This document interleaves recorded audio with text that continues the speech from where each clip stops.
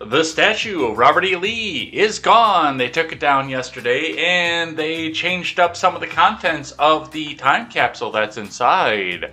So we'll talk just a bit about what's going on there. Lloyd Austin says he has the Taliban on notice. Ooh. Well, I guess we'll see whether this is serious or whether this is a bunch of shit. The bail fund backed by Kamala Harris has freed a man charged with murder, so we'll talk just a bit about that. And Ontario, quite literally, participates in book burning.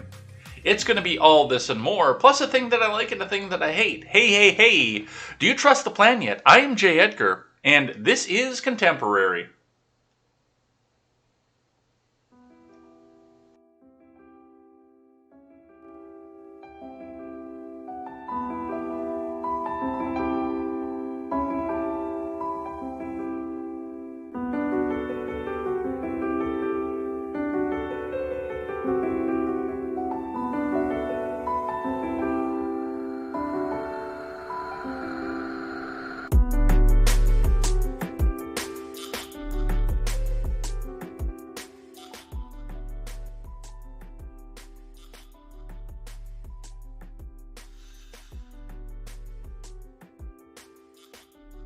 You know, I always wonder what the Instagram people think when they sit back and watch what's going on here, because I can't change the scene on the Instagram like I can change over on everything else, you know. And I can't transmit the music onto the Instagram either, so they just see me bopping out and dancing. There's no speaker outside of the computer. There's none, because otherwise it'll get picked up on the microphone. So everything that you hear is coming through here as well. So they could see me dancing and grooving out. And then they got some good grooves on this pretzel rock station. They absolutely do. But they have no idea what's going on here. And, you know, they don't see the title card. They don't see anything else. They just see me bobbing my head and thinking, hey, this sounds kind of cool. But anyway, we can digress on that forever here. Hi, everybody. My name is J. Edgar. This is Contemporary. And we have got a scattershot of news to get through. It is everywhere, man. There's like no main topic or theme going in throughout the day. It's kind of weird to see what's just how hard they're trying to take the news cycle away from Afghanistan. And we do have some Afghanistan stuff to get to today as well. Plus some Texas abortion stuff and a whole bunch of other stuff. We're getting down into the California recall stuff too. So it's going to be all this and more over on Contemporary. Come and hang out. And if you want to see the rest of the show, what's going to be broadcast behind me here, and you're over on the Instagram, hit that YouTube link right above you. Come on in, hang out here, chat with some great people. There's some great people in the live chat to chat with, and come and hang out. By the way, the other thing is, if you're on the YouTube, Twitch, DLive, if you're on those platforms, you can see that producer Pepe over here is kind of blocked out of the shot here. That's what took me so long to get started today, is to get set up for the thing I like and thing that I hate. And I really hope I don't knock over one of my plant bros over here either, because, well, this one especially was kind of expensive. But anyway, we got to get into the news. But before we get started, head on over, check out some great shows that I help out with. And we have a new website coming up where I'm going to be helping them out even more. Head on over and check out The Daily Ignoramus, The Porch Boys, The Breakdown with Birkenhoff, The R-Rated Conservative, and The Freckles and Brit Show. Go check out all those shows. They will all be joining the new network coming up here. So go and check them out. They're great shows. They're great friends to this show. They're always there to help out when needed. And I'm really blessed that I got to meet all of them as well. Plus a bunch of other friends that I have out there as well. Looks like I see Fritzcast is over on and off on the Instagram. So thank you, Fritz. That rocks. But yeah. Go check them out. It's a great time. And once we get the new website up, we will have great options where you can come over and help us support great creators. All right, let's get into it, shall we? Starting in with the finance for the day. Let's get the scene changed up here. And finance. Let me get the live chat up so I can see what you guys are doing over here. How are we doing? How are we doing? You guys are awesome, as always. I see likes and shares and telling a friend and telling 10 friends, that's always helpful as well. Tell a friend, tell 10 friends. Get in here. Get your friends in here and come and chat with everybody as well. Have your morning coffee with me, except I'm having Mio Energy in a Quick Trip cup. All right, on your Dow. Your Dow took a fairly hefty tumble yesterday. You know, it's not like tumbles that we've seen in recent weeks, but it was still enough that people would start be asking questions if this was going the other way around. But it's mostly because Janet Yellen opened her mouth. We'll be talking about that a little bit later on in the program. But yeah, she started talking and all of a sudden it droop. And they were so optimistic that it was going to go up yesterday too, and it just droop, done. So that's what we see out of the Dow. Your Bitcoin. Your Bitcoin is at $46,405 US dollars and 80 US cents. It's still on sale right now, so I do suggest if you have the financial means, obviously never buy outside of your financial means, but if you have the means, and $20 here or there, you don't have to buy a whole Bitcoin at once, but if you got a 20, buy a partial Bitcoin, buy into it. Check with your financial advisor. This is not official financial advice, but I'm going to buy into it while it's on sale. I never pay full price for anything. So go and check that out. It looks like it's wow. It looks like it is holding steady at the 46,000 mark. We will see if it goes up or if it goes down or where it goes from that. Your scrap metal, copper is on the move back down once again. Steel is on the move up, and aluminum is also on the move up right now. So hold those cans. Insulated copper is down to $99 a pound. Copper tubing, $328 a pound. Rotors, $246 a ton. Complete car, $198 a ton. So I always wonder where they say steel is up, because all the individual steels are down, but aluminum siding, aluminum radiators, and cans are all going up. So hold on to them a little bit more. Don't start throwing those things away until they hit back on the dip. All right, let's see what CNBC has to say for the morning. Welcome to CNBC. Please support our journalism by allowing ads. With support from readers like you, we can continue to deliver the best in breaking business and market news. You can support us for free by allowing ads. No. And once again, no. Stock futures are flat as the Dow tries to break a 3-day losing streak. This is from Maggie Fitzgerald. U.S. stock futures were flat on Thursday as investors remained cautious as they tried to discern what's next to happen with the Delta variant, the economic reopening, and the Federal Reserve. Dow Jones Industrial Average futures fell just 2 points after being down much lower in the overnight session. S&P 500 futures and NASDAQ 100 futures were both unchanged. Futures cut their losses as the European Central Bank said it would slow down the pace of its bond purchases. Based on a joint assessment of financing options and the inflation outlook, the Governing Council that judges that favorable financing conditions can be maintained with a moderately lower pace of net asset purchases under the PEPP than in 2 previous quarters, the ECB said in a statement. On Wednesday, the Dow and S&P 500 fell for a third straight day. The Dow shed 68 points and the S&P 500 slid 0.13%. Both are in the red for the week. And for the month so far, September historically can be a treacherous month for stocks. The Fed meets on September 21st to 22nd, and investors are worried that central bank will indicate a move to slow down its own monthly $120 billion in bond purchases, which have kept rates low and boosted the recovery from the pandemic. This may not end now, but when it ends, it could end badly, wrote Savita Subramanian, head of equity and quantitative strategy at Bank of America, in a note on Wednesday. If taper means no upside to the S&P 500, tightening could be worse. Subramanian has a 4,600 year and S&P 500 target, about 2% from here. The market still hasn't regained its footing since the August jobs report released on Friday came in much worse than expected. Weekly jobless claims will be released later on Thursday. Economists polled by Dow Jones expected 335,000 Americans filed for unemployment last week, down from the previous week's 340,000 claims. Cisco shares fell in pre-market trading after Morgan Stanley downgraded the stock, saying the big gains this year were enough.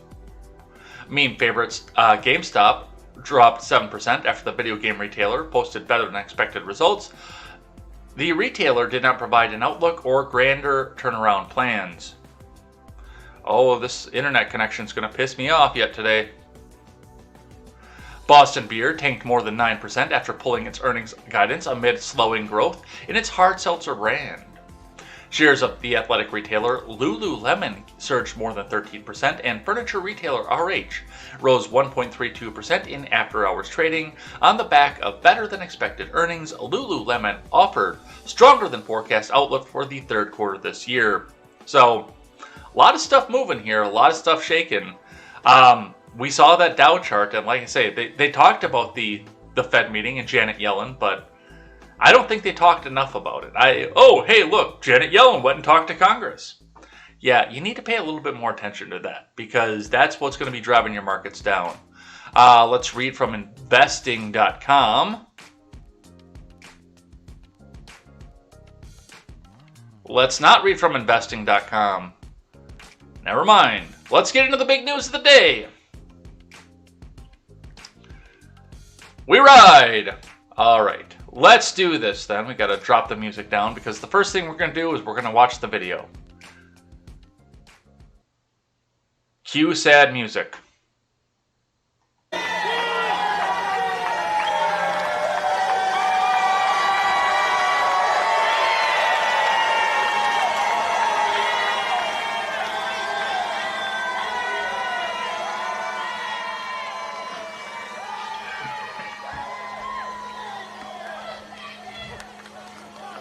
F's in the chat for Robert. Throw those F's up.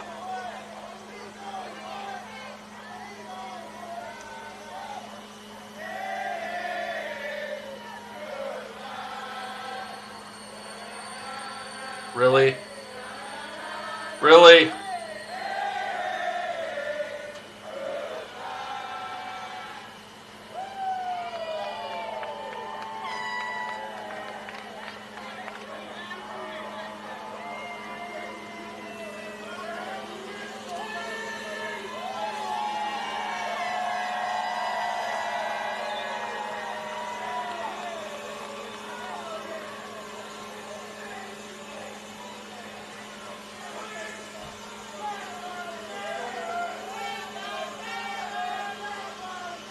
Of course.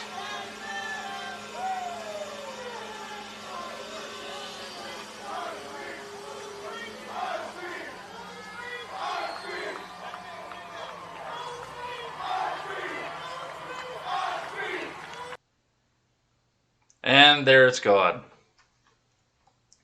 And there it's gone. So, no word that I know of what's going to happen with the statue. I don't know if it's going to be in a museum. I know it's not going to be in the center of Richmond anymore, but, I mean, it is a little bit sad because that's a part of the heritage. Just like the stars and bars, it's a part of the heritage down there. It is a part of history, and it does push people to ask questions like, hey, what happened? Why is this happening like this? What can we do to prevent this happening in the future? But, you know, we don't think about doing things like that. We don't think about talking about things like that. All we think about is in-the-moment kind of stuff. But that's where we come out of this. To read from the BBC, the British Broadcasting Company, Robert E. Lee statue, Virginia removes contentious memorial as crowds cheer. An imposing statue of an American Confederate general in Richmond, Virginia has been taken down. Governor Ralph Northam distracted you from the fact that he wore blackface so many years ago, or a KKK outfit, and announced it would come down amid the national protest death of St. George, hallowed be his name. The statue became a focal point for activism, and crowds cheered as a crane removed it on Wednesday. Memorials to leaders of the pro-slavery Confederate states, whose capital was Richmond, have long stirred controversy. While the removal of these statues is often done with little fanfare, authorities broadcast Wednesday's removal for social media points. On social media, large crowds also gathered at the site. Earlier this week, Mr. Northam called the statue a monument to the Confederate Jesus fucking Christ, they're going to use that word. Really?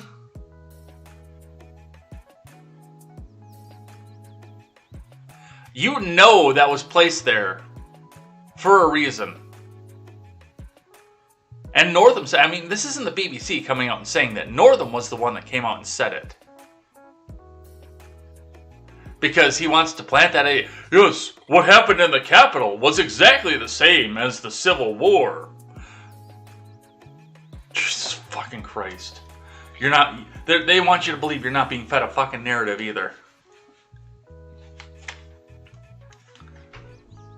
The 21-foot statue, which dates to 1890, was taken to a secure facility until a decision is made about what to do with it.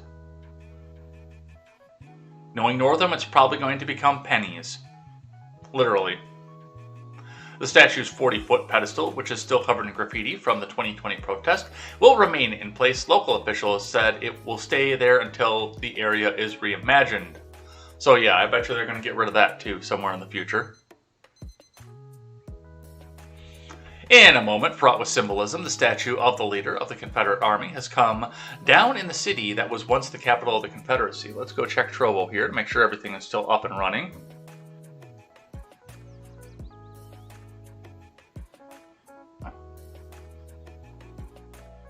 Okay, yeah, we're still going, Ron.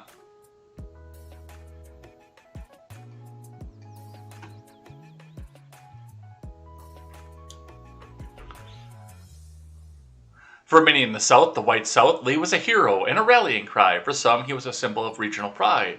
For others, he was an icon of the resistance, first to the occupying Union armies in the aftermath of war, but later to attempts by the U.S. federal government to impose desegregation and civil rights protections on recalcitrant southern states. It was no coincidence that most of the Confederate statues were erected not in the immediate aftermath of the war, but in the early 20th century as the white supremacist Ku Klux Klan gained power, and Southern legislatures enacted Jim Crow laws disenfranchising blacks. Okay, I'm starting to see why they're doing this. See, the KKK and the Southern legislatures that enacted Jim Crow were all Democrats. And sooner or later, people were going to start asking questions about that. I can kind of see where the logic goes with this. I can kind of see what's going on with that. Lee's removal reflects the seismic shift in attitudes towards the Confederacy in much of the U.S. South, especially Virginia, where changes in demographics and political perspectives have been particularly pronounced. Now the city must determine how to fill the empty slot in graffiti-covered pedestals where these statues once stood, fashioning a new history in place of the dismantled one. Yeah, and that's part of what's going on here too. It's not necessarily just to do anything about racism, although there are people that I know whose initials are OR, but I'm not going to name any names, who will tell you that because the segregation of the South was really for the freedom to own slaves. But it was more than that. And yes, I do understand the fact that some of the unionizing, the federal government was coming out to try to desegregate, to try to end slavery. I do understand that. I understand that entirely, but there was more to it. We had a culture where people weren't represented by the federal government. They could walk away. We don't have that anymore. And now and I see it in the live chat now, as we move more further into a situation, into a world where national divorce, rather not national segregation, we don't need national segregation, but a national divorce, secession, peaceful split, peaceful things like that, are being talked about more and more by people who don't feel represented by the federal government. They're trying to plant the seeds in the mind of people that this is bad, that these people only want to break away so they can have slavery. This is a psyop in the most literal sense of the imagination. They're trying to change the psyche of people. It's just like the anti-vax thing. You've been trained your entire life to believe that anyone who doesn't want any vaccine, and you've been trained your entire life to believe that anyone that doesn't want any vaccine is a weirdo. So when it comes down to the point where they're trying to force you and push you to take one vaccine, they can throw that word around. Anti-vax, you're anti-vax. It's a psyop. It is. And of course, he's got the I can't breathe mask on it. But of course, this was all symbolic. All right, let's keep going here. I got one from NPR for you guys. So let's see what they have to say here. With Robert E. Lee statue gone, Virginia reveals some new plans for its pedestal. This is from Jonathan Franklin, and remember, this is NPR. They are taxpayer funded, but they're not taxpayer funded enough. They need your money. Their donate button is right there. This is National Progressive Radio. If you need to have their communist ideals spread around the world, you need to hit that donate button, and you need to hit it so bad that if you're halfway through the article, they will remind you again, NPR, it's not your money, comrade, it's our money. National Progressive Radio. Let's see what they have to say.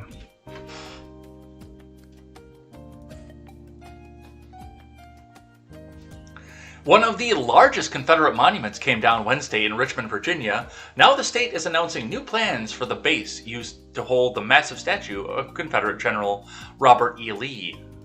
They're going to remove a 133-year-old copper time capsule inside the pedestal and replace it with one they say will reflect the current cultural climate in Virginia. And this is where I got the title card for this episode. We're Wokifying the time capsule so we can Wokify the timeline. The past 18 months have seen historic changes, from the pandemic to protests for racial justice that led to the removal of these monuments to a lost cause. Virginia Governor Ralph Northam said in a news release, "It is fitting that we replace the old time capsule with one that tells that story. Please don't look at my yearbook." On June 2020, just days after the murder of St. George, hallowed be his name, Northam announced the decision to remove the Lee statue. Floyd's death sparked protests over brutality and racism across the U.S. The Commonwealth removed 12-ton Lee statue on Wednesday, more than 130 years after it was first installed. The history behind the old time capsule. The original time capsule was placed in the pedestal of the Confederate monuments on October 27, 1887, according to Virginia historians. In a statement from Northam's office, officials said records from the Library of Virginia show that the people of Richmond contributed approximately 60 artifacts featured inside the capsule. Some of the objects in the old capsule are believed to have ties to the Confederacy, the governor's office said.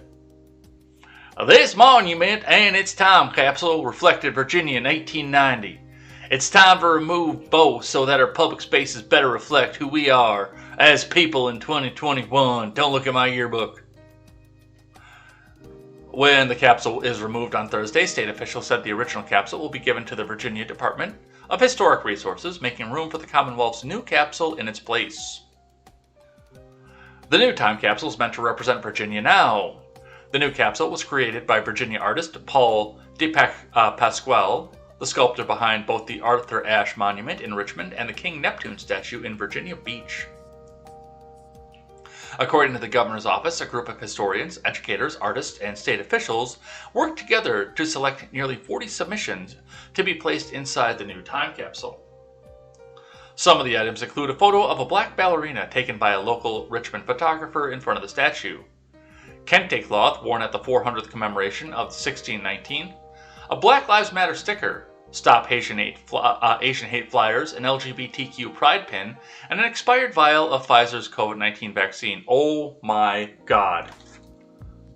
Oh my God, are you serious? It is not a cult. They keep telling me it's not a cult, and then they keep doing fucking cult-like things. We're putting the vaccine in there. The Pfizer vaccine.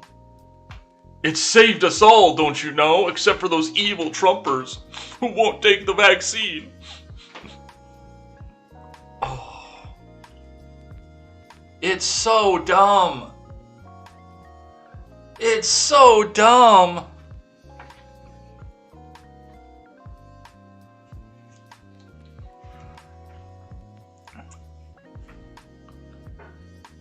Now, in 2021, the capsule gives future Virginians artifacts of the tectonic transition that happened to us, de Pasquale said. The pedestal marks the past and has a new message for the future. We, all of us, are the new Virginia. And they're not going to tell you the stuff that's in the capsule either. I can do some digging and find some stuff for that, possibly for a future show. But it really is this bad. It really is.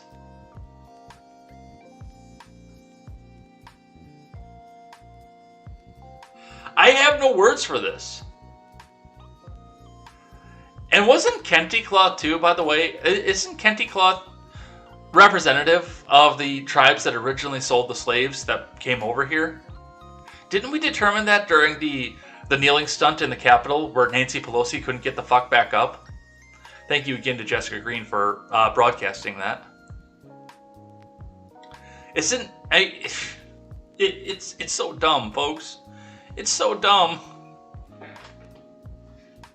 All right, but with that, that's statue news. So, F's in the chat. Throw those F's up. I see 9 people watching over on Twitch. I want to see 9 F's. If you guys could, I think that'd be awesome. You throw some F's up for the Robert E. Lee statue and Southern culture in general. And let's keep going. From the Blaze. Representative Mark Green says a source at Fort Pickett claims Afghan evacuees have been able to depart without completing the vetting process. From Alex Nitzberg, which I hope they say where Fort Pickett is, because I don't know. I believe it's in Virginia. But let's see. In a letter to Secretary of State Anthony Blinken, GOP Rep. Mark Green of Tennessee said that a source at Fort Pickett has said that Afghan evacuees at the facility have been able to depart without completing the vetting process. I'm writing to express deep concerns about the Afghan evacuees who are being held at Fort Pickett while awaiting the vetting process. I have recently been made aware by some at Fort Pickett that the evacuees basically have free reign of the complex and have even been allowed to leave despite not having completed the vetting process. Green wrote in a letter shown on screen during Wednesday night's episode of The Ingram Angle and the Fox News channel. My source has been made shocking allegations, including multiple incidents of sexual assault and several evacuees being picked up by Uber drivers without any permission from authorities or being cleared to leave. The soldiers tasked with guarding these evacuees are unarmed and have no authority to arrest or stop any of them from simply leaving, the lawmaker wrote. Green, a vet who served in Congress since 2019, noted that if the allegations are accurate, they represent a national security risk that must be tackled immediately. If any of these allegations are true, they pose a serious risk to our national security and must be addressed immediately. I ask for your immediate attention to this situation and for an explanation of these allegations as soon as possible, he wrote in the letter. America recently evacuated many Afghans from Afghanistan and has brought many of them to the U.S. The Biden admin has faced criticism for bungling efforts to withdraw the U.S. from Afghanistan. Come on, man. We did the best that we could, man, and just look at it, man. Come on, all the people that are still over there they wanted to stay there, man. Come on, man. So that's what we see coming off of that. Where is Fort Pickett? Let's go look. Fort Pickett. That is a Virginia Army National Guard installation located near the town of Blackstone, Virginia, home of the Army National Guard maneuver. Where is Blackstone then? Sorry, I haven't played enough Fallout 4 to know where Fort Blackstone is. Or Fallout 3, rather. Okay, so that's quite a distance away from the Capitol yet, too. I was thinking to myself that might have been, why am I trying to show you guys this when you can't see that screen? I was thinking this was kind of going to be up somewhere in this region here where they can say, hey, look, we're woke and we have all these Afghan refugees here. But it's considerably down here. It's further past Richmond here, so way the hell out there. That's what we're seeing coming out of that. All right. Another one from NPR, our friends over here at National Progressive Radio. Pentagon chief warns of Al-Qaeda may seek a comeback in Afghanistan. This comes to NPR by the Associated Press, but you still must donate because they need your money to come out and spread those communist ideals. NPR, National Progressive Radio. It's not your money, comrade. It's our money. Let's see what they have to say. U.S. Defense Secretary Lloyd Austin said Thursday the al-Qaeda extremist group that used Afghanistan as a staging base to attack U.S. 20 years ago may attempt to regenerate there following an American withdrawal that has left the Taliban in power. Austin spoke to a small group of reporters in Kuwait City at the conclusion of a 4-day tour of the Persian Gulf states. He said the United States is prepared to prevent an al-Qaeda comeback in Afghanistan that would threaten the United States. The whole community is kind of watching to see what happens and whether or not al-Qaeda has the ability to regenerate in Afghanistan. He said, the nature of al-Qaeda and the Islamic State group is they will always attempt to find a space to grow and regenerate, whether it's there, whether it's Somalia, or whether it's in any other ungoverned space. I think that's the nature of the organization. The Taliban has provided al-Qaeda with sanctuary while it ruled Afghanistan from 1996 to 2001. The U.S. invaded and overthrew the Taliban after it refused to turn over al-Qaeda leaders following the September 11, 2001 attack on the U.S. During the course of the 20-year U.S. war, al-Qaeda has vastly diminished, but questions have arisen about its future prospects with the Taliban back in Kabul. We put the Taliban on notice that we expect them not to allow this to happen, Austin said. Oh, you put them on notice, did you? Referring to the possibility of al-Qaeda using Afghanistan as a staging base in the future. In a February 2020 agreement with the Trump admin, Taliban leaders pledged not to support al-Qaeda or other extremist groups that would threaten the United States, but U.S. officials believe the Taliban maintain ties to al-Qaeda, and many nations, including Gulf Arab states, are concerned that the Taliban's return to power could open the door to a resurgence in al-Qaeda influence. Austin has asserted that the U.S. military is capable of containing al-Qaeda or any other extremist threat to the U.S. emanating from Afghanistan by using surveillance and strike aircraft based elsewhere, including in the Persian Gulf. He also has acknowledged that it will be more difficult without U.S. troops and intelligence teams based in Afghanistan. And that's where we go. Lloyd Austin. And this is another part of the PSYOP that goes along with this. This is another part of the strategy. I understand the strategy of this because I understand election strategy, electoral strategy, and the strategy of trying to get what you want in order to stay in power forever. And keep in mind, by the way, that, and we'll talk a bit about Biden's numbers being underwater right now. Biden's numbers are underwater right now. So here's what you have to consider. A lot of things you have to consider right now. First and foremost, Soccer Mom America, like Gen Z America right now doesn't remember September 11th. Hell, half of millennials don't remember it. Most of them, most of my generation was in middle school or elementary school or lower when September 11th happened. But Gen Z has no memory of it all, but Gen Z's parents do. And they're what is making up Soccer Mom America right now. You have to consider what's going through the minds of Soccer Mom America when they turn on CNN. Or MSDNC, or even Fox News for that matter, or open up National Progressive Radio. And they hear General Milley saying, Al-Qaeda might come back. You know, people my age, they're the soccer moms right now. And they're going to look up and say, oh, well, Al-Qaeda might come back. Does that mean we're going to get another September 11th? We've got to come back and do whatever the government says. Because otherwise we'll get another September 11th. Oh no, what are we going to do? What are we going to do? Oh my God. And that may actually come up to bring in support for another war going back into Afghanistan. Whether something actually happens or whether it's propaganda to try to make you think that something's happening, something has happened, or they're killing Americans over in Afghanistan.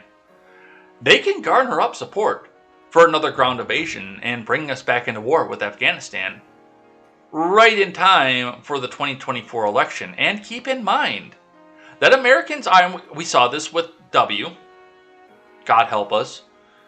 We saw this with Barack. We've seen this with Clinton. We've seen this all the time. Wartime presidents, the American people are reluctant to change leadership in the middle of a wartime.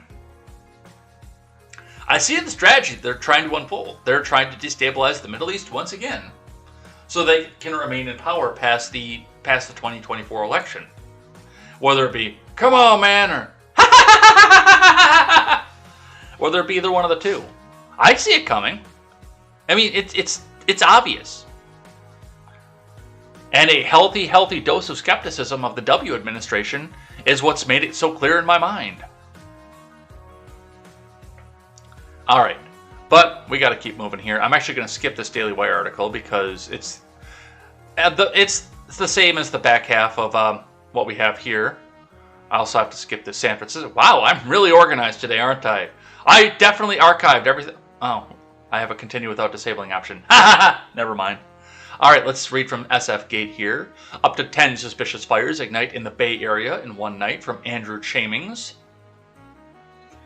A series of small fires flared up Monday night in the Healdsburg area of Sonoma County, with arson suspected, reports that the Santa Rosa Press Democrat. At around 10 p.m., Press Democrat photographer Kent Porter was on the scene and first reported the blazes around 2 to 3 miles north of Healdsburg. Firefighters quickly contained the small fires that numbered up to 10, 6 of which were on Mill Creek Road. And we can actually come in here and see some of the fires. Yep, there they are, pulling them back. Killing the brush fires. And that's a big brush fire right there. The Sonoma County Scanner updates feed on Twitter, a citizen-funded feed reporting scanner updates from police and fire agencies in the country, posted around midnight that arson was suspected and law enforcement were actively searching and patrolling the area.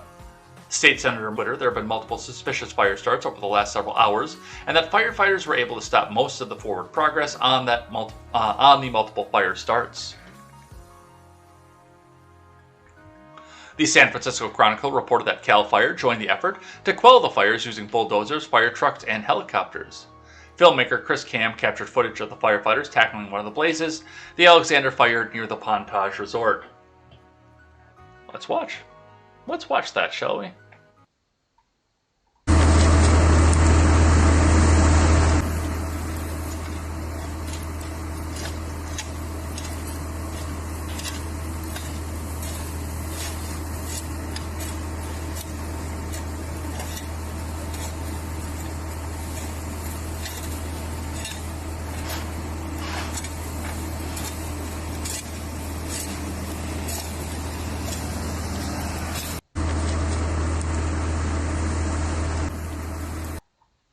All right, so, and that's, we can sit here and talk about some of the end goals and end games of some of these groups out here. I know that climate change is a massive topic. It's something that people pay a lot of attention to, and they think that that's what's going to be the one that ends the world. And there have been rumors. I don't know if there's ever been a conviction of it, but I know there have been rumors of the fact that the wildfires over the last few years that have gone on in California have been started by climate change groups who were trying to make a point that climate change is going to kill us all in a fiery fashion. I know they talked about that with the Australia wildfires too, actually. That it was because of climate change, and then they found out that there were some climate change activists that were starting the fires. I don't know if that's what was happening here, if that's what the end goal was, but given the dry conditions at San Francisco, and just the mindset of the activists, I wouldn't be surprised. And they're already talking about arson too. So it wasn't like a spark from a downed electrical line. They're talking about the fact that they're suspicious of arson. Could it be what I suspect it is? I suspect that if it is that, we'll never know. But that's what we see coming out of that. All right. Let's listen to the houseplant in chief speaking on our economy.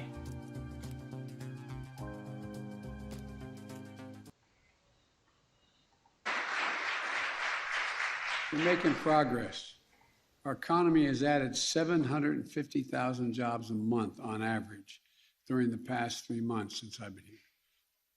There are more than 4 million jobs since I took office.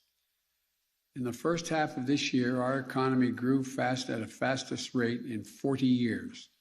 Unemployment is down. My Build Back Better investments are going to allow us to keep and progress and move further in the years to come. We're making progress. Well, a lot of that is timing, Mr. Biden, because you finally got back into the place where they were measuring as the economy was starting to kick back into its rebuild. And, I mean, we haven't grown. via the GDP. We're just back to not even to where we were. You know, the GDP was rocketing along at 5 and 6% under Trump up until the commie coup happened. And then, yeah, we lost a third of our economy. We lost 33% of our economy within the first 2 months of the pinko fucking pox.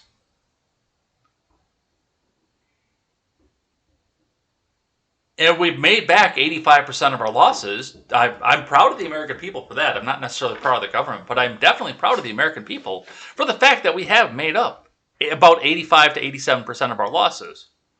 But we're not growing. We're just getting back to where we were. And I'm very interested to see what happens when we actually get back to where we were, and then what the growth numbers look like from there. And I know the ending of the unemployment is actually going to help that. And we're going to see possibly another rocket back up. Something to catch up with inflation on top of it too. But yeah, we are not back to where we were. This isn't a growth. This is a fix.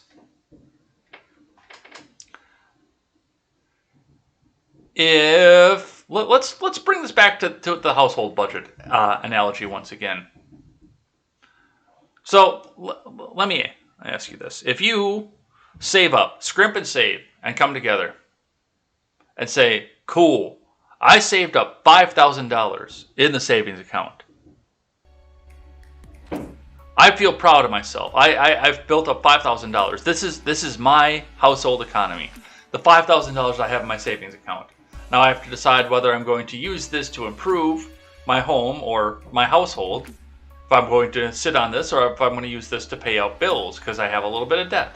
But I've saved $5,000 in the savings account.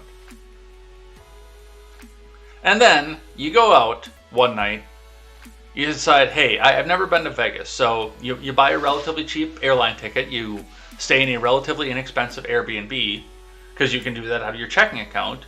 But then you go into the casino, you get blitzed out of your fucking mind, and because you have access online to both your bank accounts, you transfer all that money back into your regular bank account, and then go lose, let's say, $4,200 of your savings in Vegas.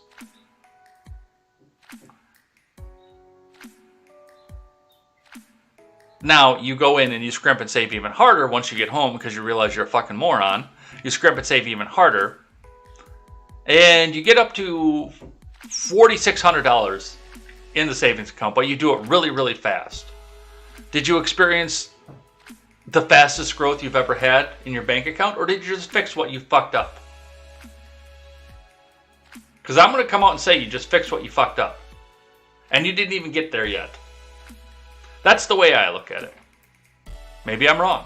Maybe I'm completely off on that. But if I'm wrong and off on that, tell me in the live chat. All right, let's keep going. Another one here. They're going to talk about meat prices. We got more video. From Bloomberg Quick Take. The corporate consolidation of beef, pork, and poultry processing companies in recent decades has led to higher prices at the grocery store, the White House says. Oh, you dumb motherfucker. Oh, by the way, this is coming from Ron's favorite publication out of his favorite politician. Got to throw that little jab in there every time because he throws the fire one at me every day. Let's listen to what they had to say. One of the interesting findings of the report that we put out today is that about half of the overall increase in grocery prices can be attributed to a significant increase in prices in three products, in beef, in pork, and in poultry. And in beef and in pork, we've seen double-digit increases in prices over the last couple of months. In fact, if you look at the category that is grocery prices, what economists call food at home, so food that is being purchased to eat at home, in a number of areas we've seen, if you take out those three categories, we've actually seen price increases that are more in line with historical norms. And we've seen some categories, for example, fresh fruits and vegetables prices have actually declined since the end of last year. And if you look at a category of prices like eggs, obviously a similar supply chain, similar input and feed costs to poultry, the price of eggs has actually come down over the last couple of months. The real drivers in these three areas, these three proteins. In these industries, the four top companies in these industries have seen record or near record profits in the first and second quarter of this year, and seen near or approaching record gross margins as well. So we have a story of a consolidated industries with companies that are generating record profits and then driving price increases for consumers without passing on those benefits to the underlying producers. These price increases that are affecting consumers are not happening in isolation, and that companies are making decisions to drive these price increases. At the end of the day, what we want to do is work with industry to try for end consumers, better outcomes for farmers. We think the steps that we're taking today can help move us in that direction.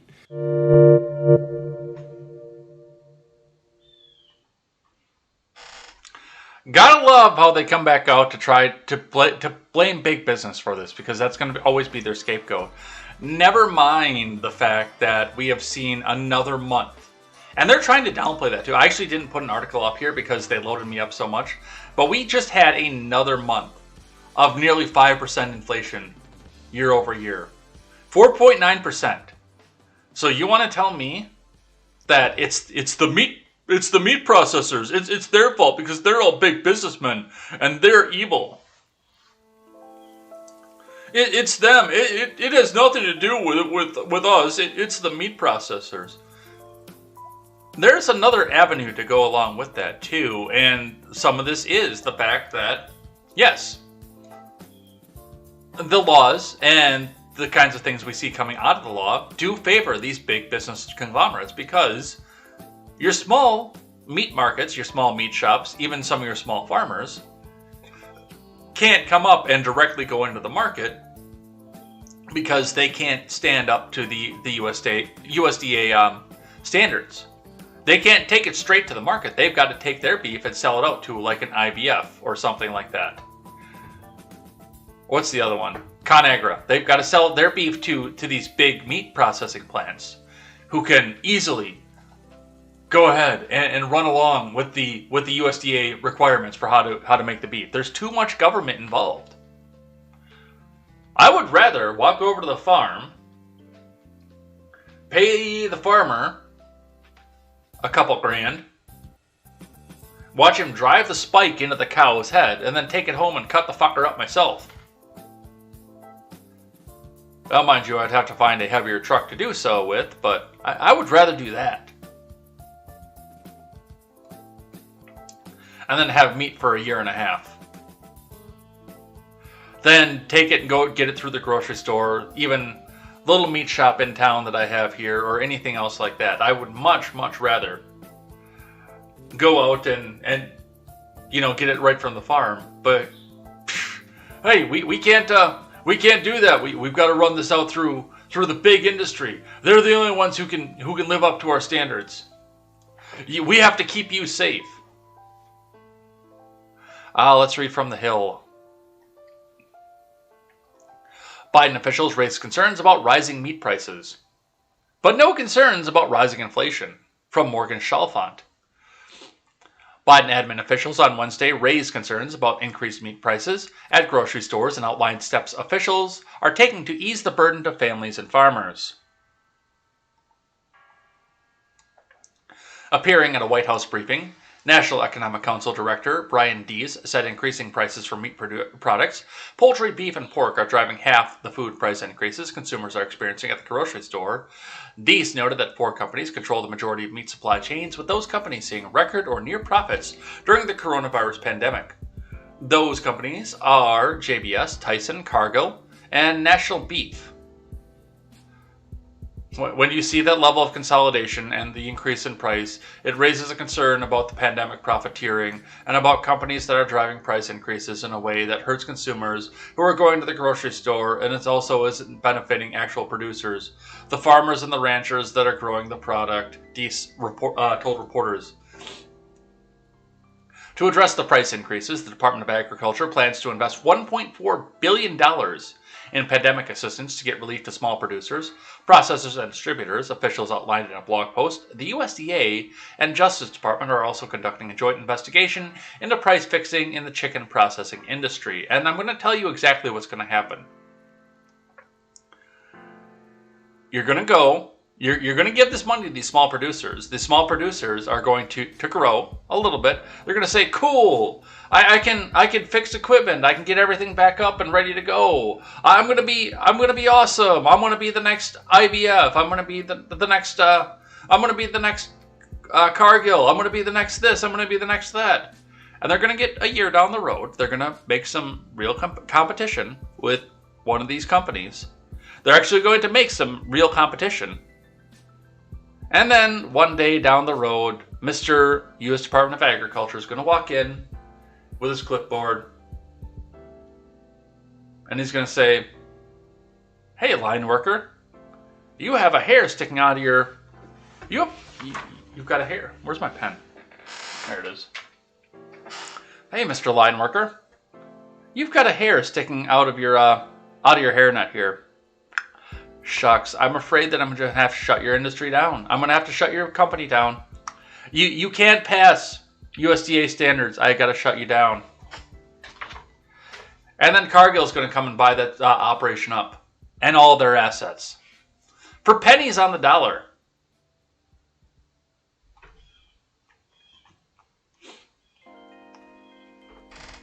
The USDA is also expanding the emergency assistance for livestock, honeybees, and farm-raised fish program to include assistance that helps cover transportation expenses or feed in order to address impacts of drought on meat prices. Admin officials say they will work with Congress to improve price discovery in cattle markets. The White House blog post says the administration is encouraged by bipartisan legislation that aims to boost transparency in cattle pricing.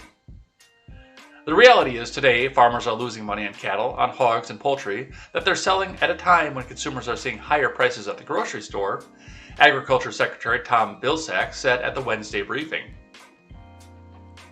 Yeah, that's because you've raised the cost of producing as much as you can.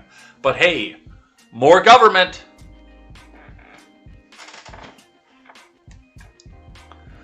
Vilsack says the admin's goals are to ensure farmers get a fair return and consumers get fair prices.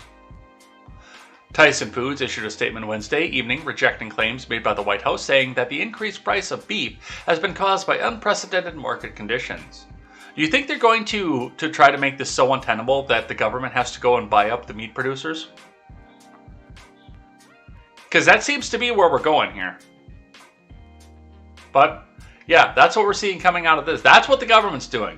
We're from the government and we're here to help. All right, let's keep going. Let's read one from MSN.com via the USA Today that we don't have to archive, by the way, because it's not officially from the USA Today. From Jill Lawrence, Bill Clinton once said that in times of uncertainty, voters prefer leaders who are strong and wrong rather than weak and right. Joe Biden is betting they will decide next year in the midterm elections that he and his party have been strong and right. If his bet is wrong, at least he will have done all the good he can for as many of the people as he can. There's no point in being timid after decades of chronic underinvestment in American human and physical capital and 20 years of war that consumed U.S. blood and treasure and destabilized the Middle East. We need a course correction. Biden, like Reagan, wants to... Jesus fucking Christ, no! No! You are not going to compare Biden to Reagan.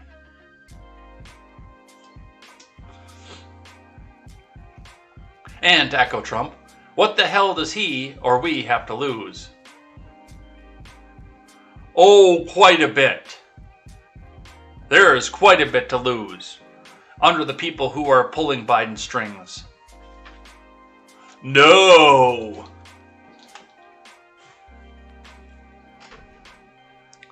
Biden was the stealth contender in 2020. The person everyone thought they knew well after his decades in public life. The candidate no one feared. The nice guy. I'm afraid of him. That demented motherfucker's got the nuclear codes. Even if you didn't agree with him, now at 78, presiding over tiny, fragile House and Senate majorities that could disappear at any time in the next 18 months, he is finally the boss. The decider, as W called... Jeez. Oh my God. As W calls himself, and Biden has decided America needs a reboot. Still, in the next few weeks, will be crucial to his success or failure. Senator Manchin has already made his stand on the conservative Wall Street Journal opinion page. The Wall Street Journal is not conservative, by the way.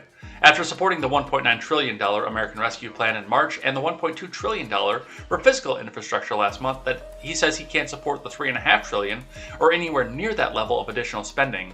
The price tag on the 10-year spending bill, Biden and Democrats have teed up next.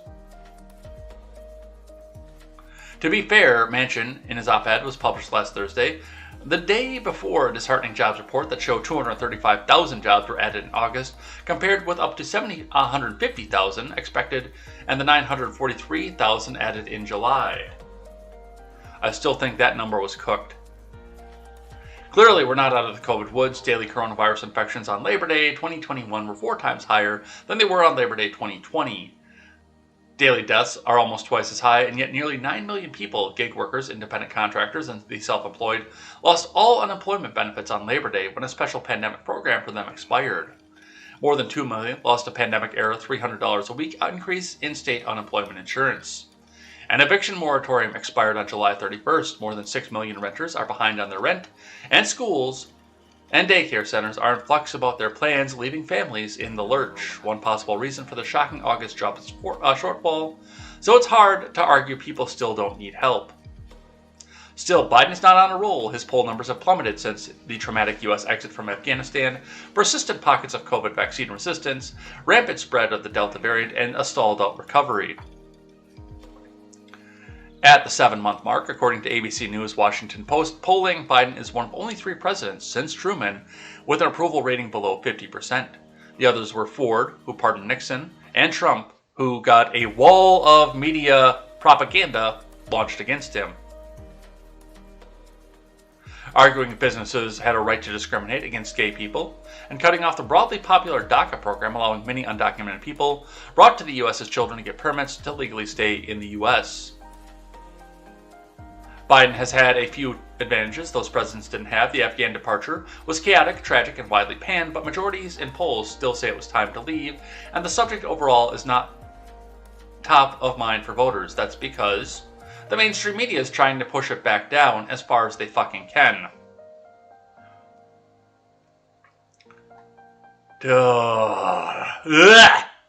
I'm sick for reading this. It's not a good trouble. This guy is not in charge of admin, and people are starting to realize this. They're not getting their student loan forgiveness. They're not getting their perpetual rent assistance. They're not getting their perpetual job assistance so they can sit home and do bad slam poetry and bad art.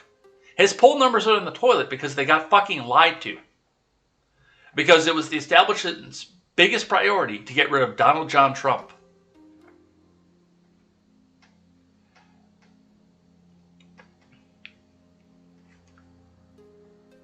So, yeah.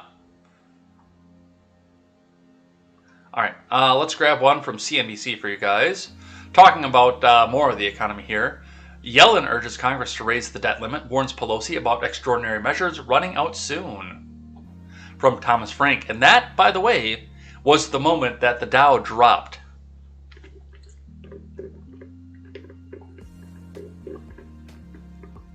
Treasury Secretary Yellen on Wednesday warned House Speaker Nancy Pelosi that the mere specter of a U.S. default can have drastic consequences for U.S. financial markets and urged Democratic leadership to raise or suspend the debt ceiling as soon as possible. Yellen reiterated that lawmakers have until some point in October before the department exhausts its extended efforts to prevent what would be a historic default. A delay that calls into question the federal government's ability to meet all its obligations would likely cause irreparable damage to the U.S. economy and global financial markets, Yellen told Pelosi on a letter dated on Wednesday. We have learned from past debt limit impasses that waiting until the last minute to suspend or increase the debt limit can cause serious harm to business and consumer confidence, raise short-term borrowing costs for taxpayers, and negatively impact the credit rating of the U.S., she added. Most economists say a U.S. default could spark a severe economic downturn and send borrowing costs soaring across the American economy. Despite the dire consequences, lawmakers have made little progress. The ceiling prevents the Treasury from issuing new bonds to fund government activities once a certain debt level or date is reached. That level reached $22 trillion in August 2019 and was suspended until the end of July 2021, which I disagree with, by the way, excuse me. The new debt limit includes Washington's additional borrowing since summer 2019. The Congressional Budget Office estimated in July that the new cap will likely come in just north of $28.5 trillion. And that doesn't bother you. We're above that already, but that doesn't bother you. Asked about Yellen's letter during her weekly press conference, Pelosi said Wednesday that Democrats won't risk full faith and credit of the U.S. government. She called upon Republicans to support a debt ceiling hike, as Democrats did under former President Trump, when the federal government accrued more than $7 trillion in debt. It has to happen. Hopefully Republicans will be responsible, the House Speaker added. The Democrats will not be including a debt ceiling increase in their $3.5 trillion reconciliation bill, which will require a simple majority vote. Votes to increase the debt ceiling do not authorize additional government spending. An increase allows the Treasury Department to continue to pay for its prior spending, akin to how consumers pay off credit card bills from the prior month. No, that's not how that works. Come on, you're a financial publication. You should know that. Senate Majority Leader Charles U. Schumer declined to answer a question Wednesday about whether the chamber would add a debt ceiling provision to its continuing resolution. No, see, they can't. They can't put this onto the spending package because they might lose that. They might get fucked, and then they have to get it past the filibuster. I think the Democrats are L-fucked on this one. L-fucked, not just fucked. I think they're L-fucked.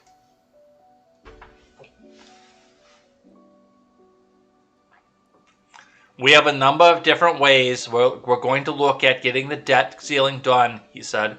We must get it done. Since the Treasury Department isn't allowed to issue new debt before Congress suspends or increases the ceiling, Yellen and her lieutenants have invoked extraordinary measures to conserve cash and avoid busting the federal borrowing limit. You couldn't have done that before, could you? The extraordinary measure allow the Treasury to redeem and halt new ones in order to generate cash without raising the overall debt, but when those methods are exhausted, there is no backstop. Unless Congress addresses the ceiling, payments on Social Security, Medicare, military spending, interest on the U.S. debt, and other obligations simply halt. So there we go. They're going to try and raise the debt ceiling, and I don't think they should. But here's the thing, and I think this is what the Turtle Man's trying to do. And I hate the Turtle Man, but I do applaud him for this one. I think this is what he's trying to do. He's trying to hold Republicans in lockstep because he can block the the debt ceiling increase. That has to go past the filibuster.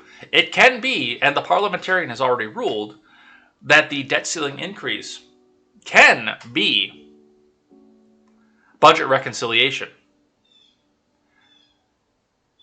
And Schumer can invoke the nuclear option on that, bring that out as a budget reconciliation item, and then everything's all hunky-dory and saved. It's saved! We're saved! We can go borrow more money from the American people once again. We're free! We're saved! But then they blow their wad on that, and then they have no budget reconciliation for the $3.5 trillion spending package. Which means that's dead in the water, which means, according to Pelosi, the infrastructure package is dead in the water.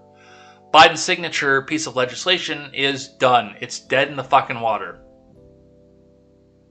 If Democrats and Republicans hold up to what they've promised their people and their constituents. It is dead in the water.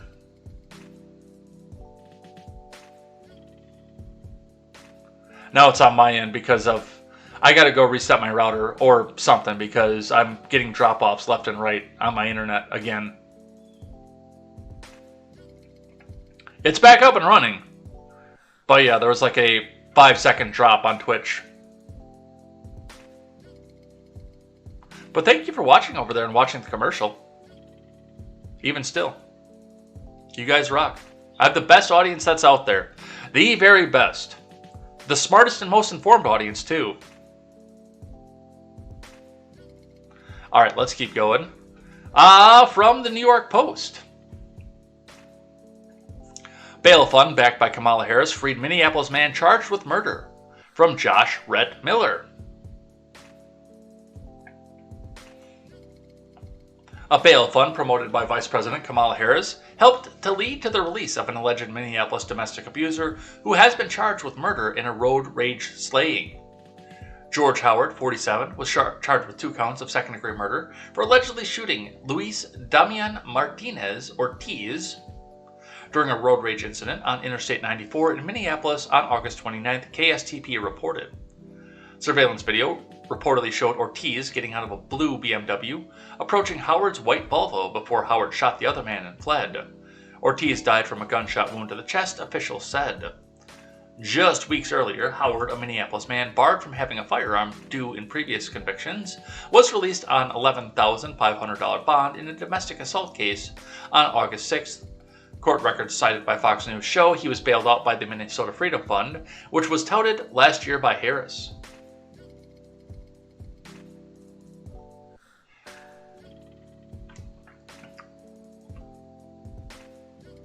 So there's the documents. Show us the documents. There it is. Return bail and bond, Minnesota Freedom Fund. If you're able to chip in now, chip into the MN Freedom Fund to help post bail for those protests in the ground in Minnesota.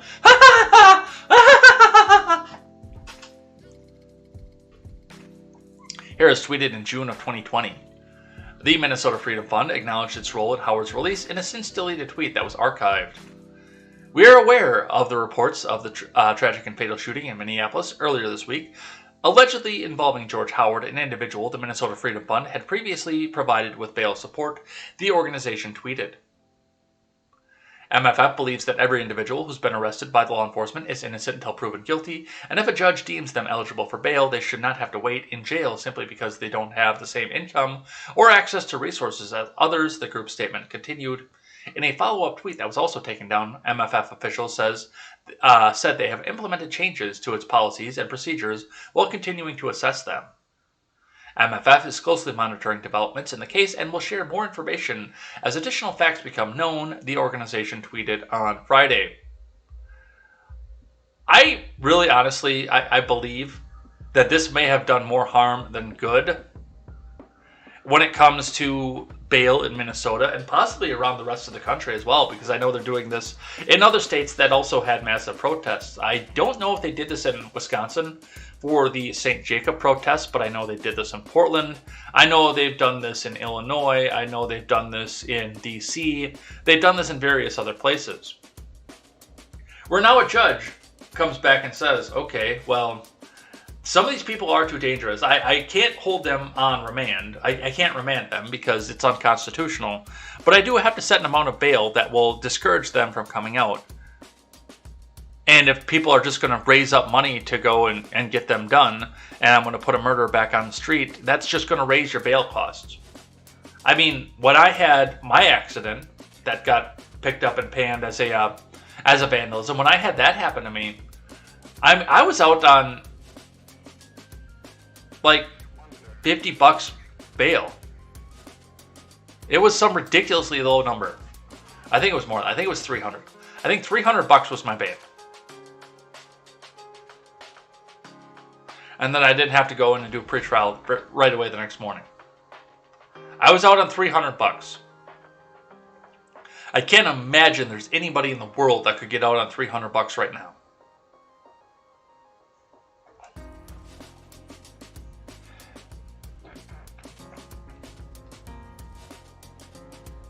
But I do believe that that's going to drive the prices back up. All right, from Politico. Biden moves to boot Trump loyalists from advisory boards. From Daniel Lippman. The Biden White House began the process of removing Trump allies from military advisory boards months after they were installed into these posts at the end of the last administration. On Wednesday, Kathy Russell, the director of White House's Presidential Personnel Office, sent letters to 18 individuals on 3 different boards asking them to resign. The list includes the Board of Visitors to the Air Force Academy, Military Academy, and the Naval Academy, the White House said. In one letter to Russell Vaught, the former director of the Office of Management and Budget, in the Trump admin, Russell advised him that he'd be fired from his post on the Naval Academy's Board of Visitors unless he chose to resign. On behalf of President Biden, I'm writing to request your resignation as a member of the Board of Visitors to the U.S. Naval Academy, Russell wrote, according to the letter that Vaught subsequently posted on Twitter. Please submit your resignation to me by the close of business today. Should we not receive your resignation, your position with the board will be terminated effective 6 p.m. tonight. Vaught, who earlier this year founded the Center for Renewing America, tweeted out his refusal to comply. No, he responded, it's a 3-year term. John Cole, a top Washington lawyer who was also appointed to the Naval Academy Board by Trump on January 5th, was also removed and said in a text message he was pissed off he was fired, adding that he never even got to go to a meeting. Other former Trump officials appointed to similar boards were also threatened with firing on Wednesday, such as former National Security Advisor H.R. McMaster, lobbyist Dave Urban, and retired General Jack Keane, according to one of the fired board members. Later this week, McMaster is getting honored by West Point's Association of Graduates as a distinguished graduate of the Academy. Keane said in a text message that it was very disappointing that President Biden is not upholding the previous president's appointments, which has been pretty much the tradition. Megan Mobbs, an Afghan vet who was also asked to resign from the West Point board, tweeted her reply to the White House, "I find this whole act unconscionable and not at all in the spirit in which by which this admin promised to govern. President Biden ran on a supposed platform of unity, but his actions speak directly to the contrary. Apparently, unity is only for those who conform." You're just figuring that out now? You're just figuring out now that unity is only for the people that conform. Take the vaccine or don't participate in public life. Take the vax, take the jab, take the jab. No, unity is only for the people who conform. Otherwise, you get shunned out, away from the rest of polite society. When asked if he received a similar letter, Sebastian Gorka, who was named by Trump to the National Security Education Board, only replied to a text message by saying, "Hey, cuckboy, go lick some Democrat boots." A former Trump official who was named to a military academy's board, a visitor said he hasn't received such a letter. So, I mean, this is some of the petty shit that's coming off of here. Let's see what this video sounds like. Let's see what they're saying over here.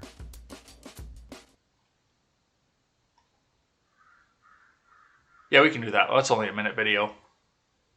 Can the White House confirm that it has asked appointees from the last administration to resign from various boards, including the West Point Advisory Board and the Naval Academy Board, and why?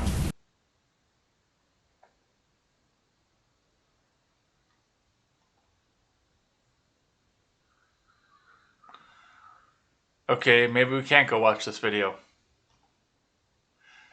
Because whatever their video sharing link is loading time. But yeah, apparently they did confirm that they're doing this too. I'm going to skip this USA Today article because it's the same thing. We'll actually take that up off the roster here. Let's keep going though. Let's keep moving down. From the California Globe. Breaking: recall candidate Larry Elder attacked by egg-throwing protesters in Los Angeles.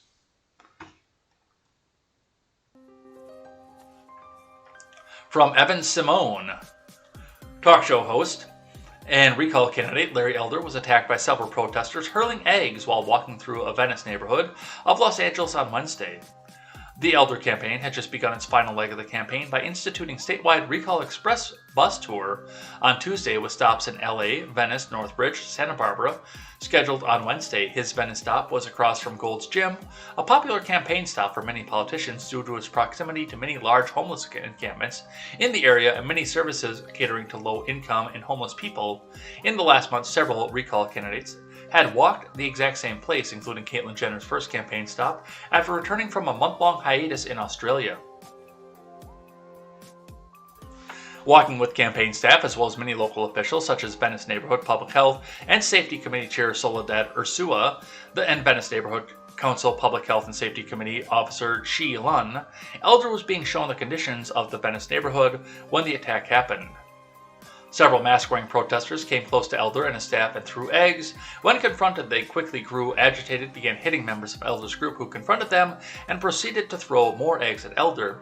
While the protesters grew belligerent and noted, among other things, Elder would not change anything with only a year's governor, Elder was quickly escorted safely away in an SUV.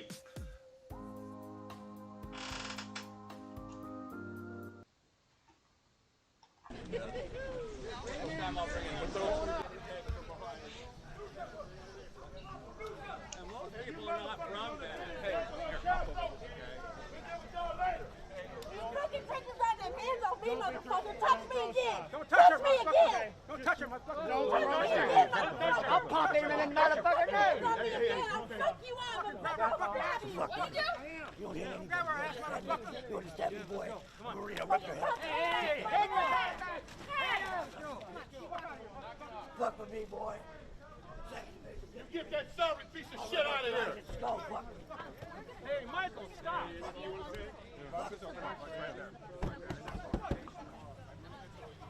Get that piece of shit out of here. You gotta bring that piece of shit out of here.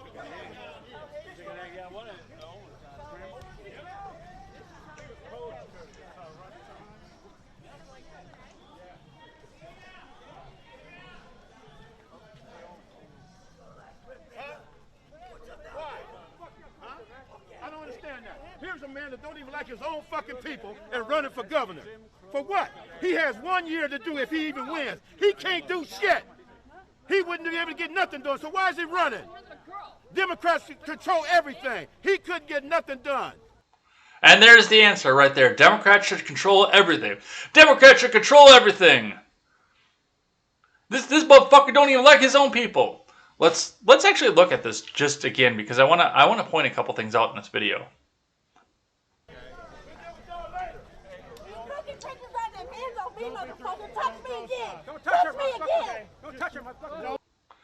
Touch me again! Touch me again! Whack! That's assault.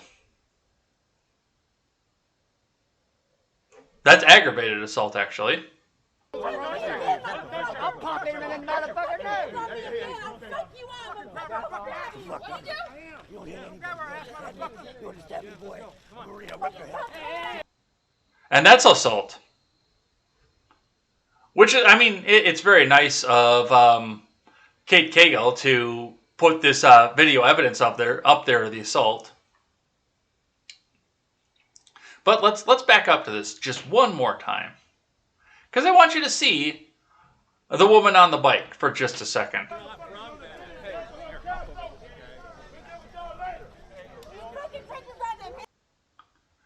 A gorilla mask. A white woman in a gorilla mask throwing an egg at Larry Elder.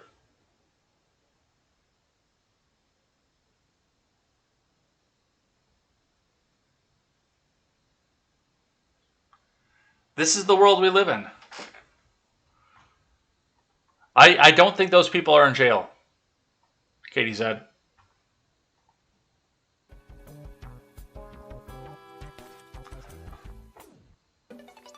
All right. Let's grab one from the Blaze. Greg Gutfield sending Kamala Harris to campaign for Gavin Newsom before recall vote is like asking Charlie Sheen to be your sponsor at AA. Fox News' Greg Gutfield on Tuesday declared that sending Vice President Kamala Harris to campaign for Gavin Newsom prior to the state's recall election is not a wise choice. Well, Gutfield was a bit more pointed than that. Sending Kamala Harris to help Gavin is like asking Charlie Sheen to be your sponsor at AA. This is not a good decision. Let's just watch the video. Show me the documents. I want to talk about the recall. That excites me. Can I talk about because I just want to put another block. No. Kamala is going to help him out. Isn't that part of this block? That's this block. That was in the. But the I heard it in the read, Judge. Don't you dare question me. And you know it. It's my question is Kamala Harris the worst vice president in the history of vice presidents? Right? Well, we've had some bad ones. It is the D block. You know what, though? She has California. all the... Sending Kamala to help Gavin is like asking Charlie Sheen to be your sponsor at AA. This is not a good decision. She has the persuasive skills of gout. She's able to do two things that no person could possibly do. Be invisible and unpopular. Like flatulence. She's political flatulence. Are you going to save those for the D block as well? No, because it was in the read. Yeah. People, it wasn't just me who heard it. It was just that they're trying to turn the page. Yeah, anyway, but Josh, I'm completely thrown off said it's in the D block. Listen to me. She is the cackler in chief. I have no idea why this woman, why they're even asking her to go there. Who's excited about seeing her? She hasn't done anything. She hasn't been Okay, that's enough of that. There's no point to this article. I just thought that line was funny. Let's keep going. From the Daily Wire. Constitution, Declaration of Independence now have trigger warnings on National Archives site. So I was going to talk about this earlier in the week, but I had to bump it for time. But now this is starting to get passed around a little bit more. I wanted to talk about this a little bit more. So, reading from Emily Zanotti. Digital copies of America's founding documents, as well as other historical documents in the National Archives online catalog, now feature a trigger warning, alerting readers they contain harmful language, and the change appears to follow the release of a little notice report from the National Archives Racism Task Force that suggested the agency provide context for its historical materials.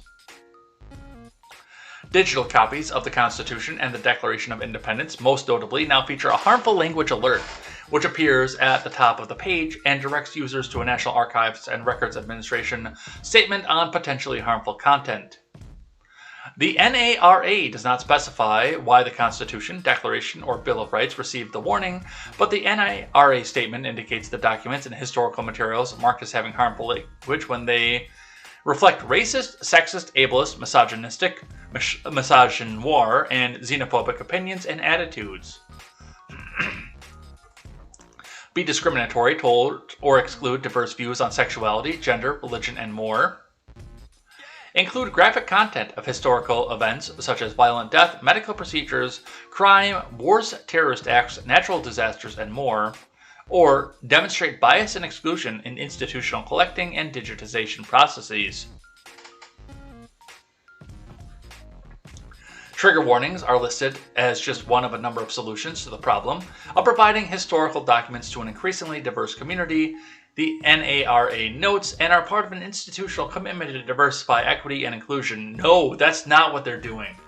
When they come out now and say that we've got to disregard these documents, we've got to suspend the Constitution, we've got to ignore the Declaration of Independence, the freedoms that the Declaration of Independence causes, it's so that they can discredit them when they say it's time to get rid of them. They say, look, we determined that these documents were problematic years ago. We determined that this was bad, that this was wrong. Now, don't you want to see us suspend or get rid of these documents? These horribly racist, xenophobic, misogynistic, misogynoir documents.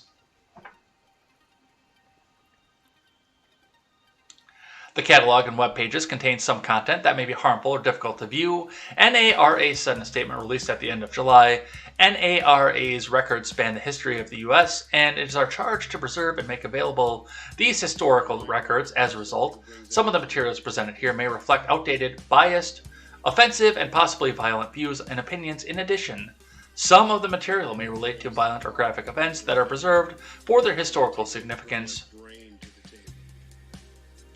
And there you go. With that, we now have a trigger warning on the Constitution. Here's an interesting one for you guys. Firearms, fake FBI badges found during raid of NY deputy mayor's home. Officials say from Celine Castronuovo. A New York town's deputy mayor is facing state and federal charges after authorities say they found unregistered firearms, fake FBI badges, and other fraudulent ID cards during a raid of his home last week.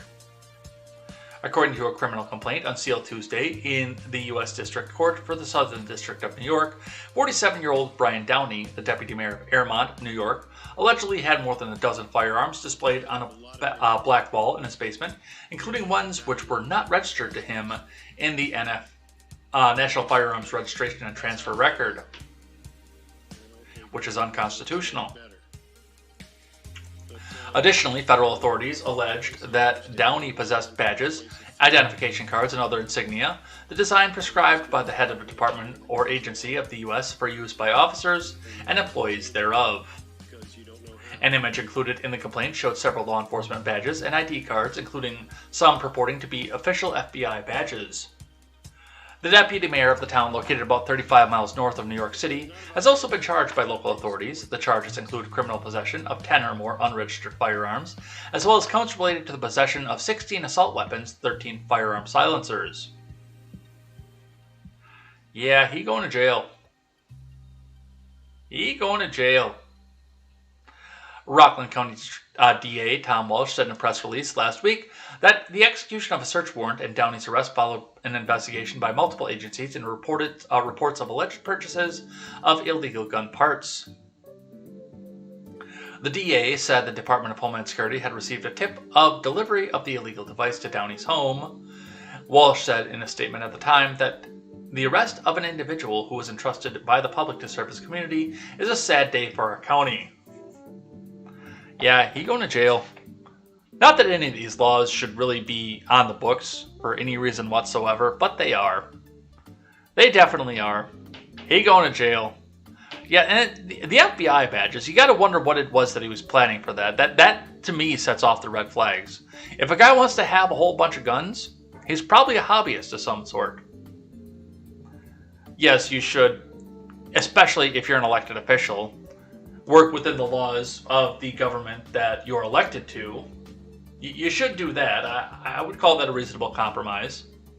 I don't think we should as private citizens, but I think the people who are elected, they probably should. But the fact that he had these badges tells me that something else was probably up, and something was probably up to no good. And I'm still an advocate of the non-aggression principle when it can be applied, which means that I don't think he should be out there hurting anybody else.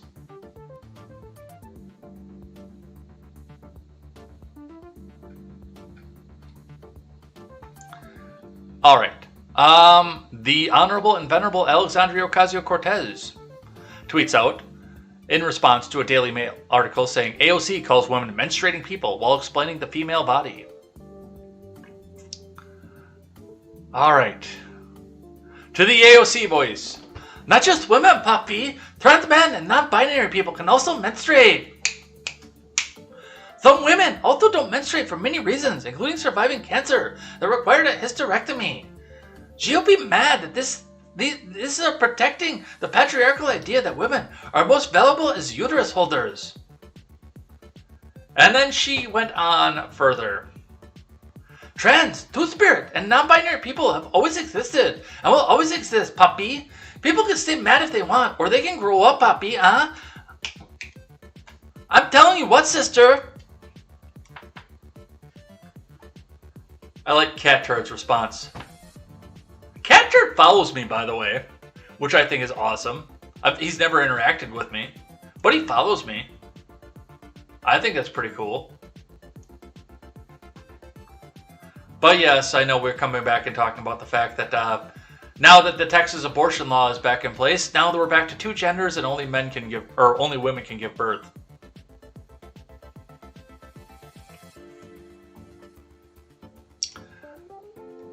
Let's see. From the New York Post. No, I don't want your notifications. Fuck you. AOC biscuit mocked by conservatives after Texas abortion ban argument from Emily Crane. The Honorable and Venerable Representative Alexandria Ocasio-Cortez, D-Twitch, is being criticized for her use of the term menstruating persons as she lashed out at Texas Governor Greg Abbott over his new 6-week abortion ban.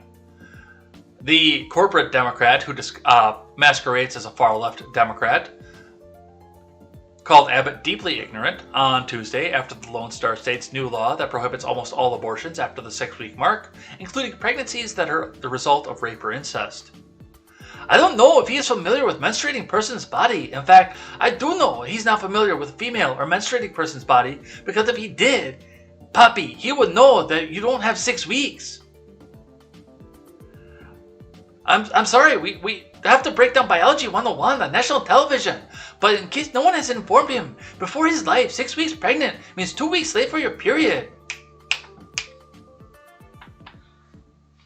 And 2 weeks late on your period for any person with a menstrual cycle can happen if you're stressed, if your diet changes, or for really no reason, Poppy, no reason at all. So you don't have 6 weeks.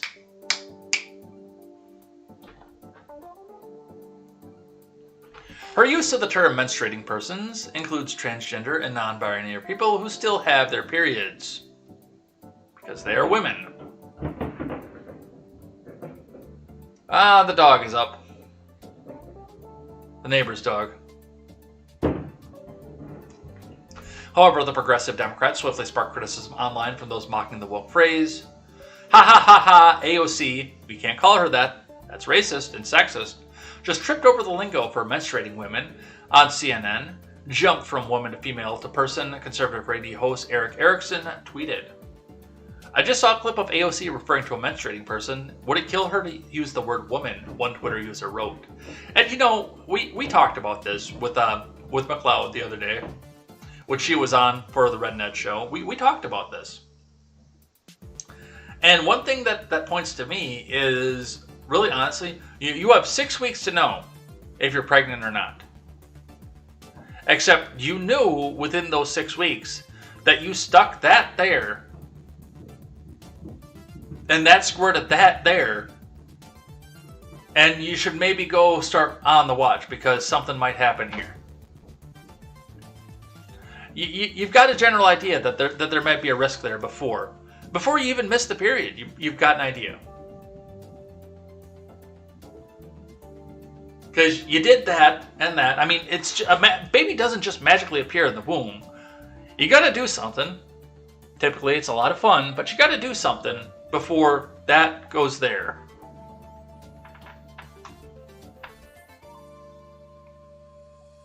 But we have that. Let's talk about the sex strike. Woman on TikTok calls for sex strike to protest Texas abortion law. We might have to skip a couple of these for tomorrow. We're getting up on that 9 o'clock hour. And we still have to do a thing that I like and a thing that I hate. Which you guys probably know where that's going to go because of what I got sitting next to me here. Let's listen to what Breitbart has to say, which is... I'm not a fan of Breitbart, but when they hit it, they hit it. Ban abortions? Okay, cool, we're not having sex. Women are fine with this. No sex. Cool. That means no babies. Even better. If I were a Texan, I would do a...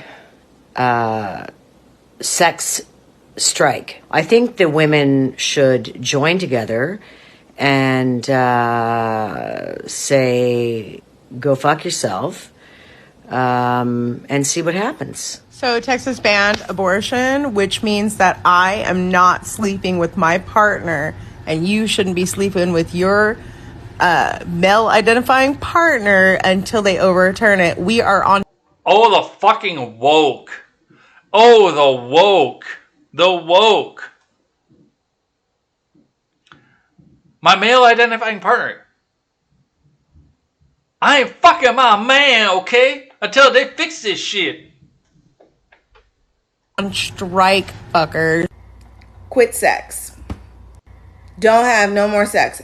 Unless you are in a relationship and you're happy in it. If you are single... That's what the evangelicals want you to do. Sleep with men and or with a man that you know cheats on you and makes you miserable. Get you a vibrator. Invest in some erotica. You know, just retire the cat for a couple months. We're tired of being unappreciated, undervalued, not respected, and not given bodily autonomy. We are going on strike. Your strike is bodily autonomy. If you don't stick that there, you don't have to worry about abortion. Sex strike, work strike, we're boycotting everything. Hold on. We got to back that up just a second. I want to double check, make sure that I got that right. Work strike, we're boycotting. Undervalued, not respected, and not given bodily autonomy. We are going on strike. Sex strike, work strike. So you're not going to have sex outside of wedlock, and you're not going to be in the workforce. Are you trying to bend the knee to the Chad traditionalists? Do you understand what you're doing, right? The Chad super traditionalists? The sex strike, work strike, you're just going to be around the kitchen? Really? This didn't dawn on you?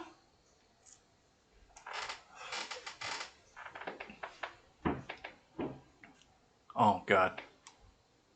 All right, I think we can do one more. And then thing I like and thing that I hate. I think we can do one more. Let's do one more. All right. From CBS, Dallas-Fort Worth, CBS 11 and 21. Texas NAACP student files federal civil rights complaint over Utah school song, The Eyes of Texas. Or University of Texas, not Utah. You can see where I'd be confused by that. This is from CBS Dallas-Fort Worth staff. The Texas chapter of the NAACP and a group of students have filed a federal civil rights complaint against the University of Texas for its continued use of the school song The Eyes of Texas, which has racist elements in its past. The complaint filed Friday, September 3rd, with the U.S. Department of Education alleges black students, athletes, band members, faculty, and alumni are being subjected to violations of the Civil Rights Act and a hostile campus environment over the offensive, disrespectful, and aggressive use of the song.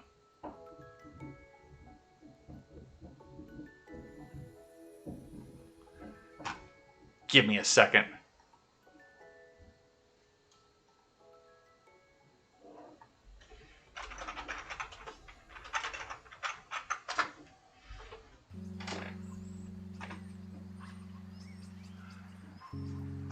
Let's turn this down a little bit.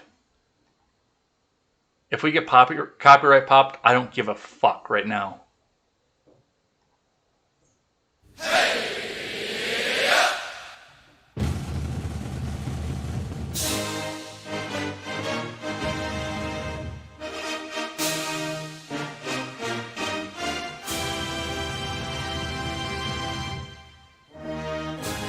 The eyes of Texas are upon you. All the livelong day. What is this? I've been working on the railroad? The eyes of Texas are upon you. You cannot get away. What? You've got to be fucking with me. Do not think you can escape them. You've got to be dicking with me. At night or early in the morn. The eyes of Texas are upon you. Till Gabriel blows his horn. Are you fucking serious? So you've got a song for intimidation of the opponent on the football field. I can kind of see... Shut up. I can see where they're coming from. I can actually see this. I don't agree with it, but I could see the argument they're going to try to make. The NAACP and students want the federal government to withhold funding from the university. Gary Bledsoe, the president of the Texas NAACP and a Texas Longhorn graduate, on Wednesday sharply criticized Texas for requiring the Longhorn band to play the song at athletic events and expecting athletes to stand and sing it after games. It's like slave owners making slaves buck dance for their entertainment, Bledsoe said. The song was played before and after Saturday's season-opening football win over Louisiana Lafayette and was given a full-throated sing-along by a crowd of about 80,000. Many Texas players gathered near the band during the song, as has been tradition for decades. First-year football coach Steve Sarkisian.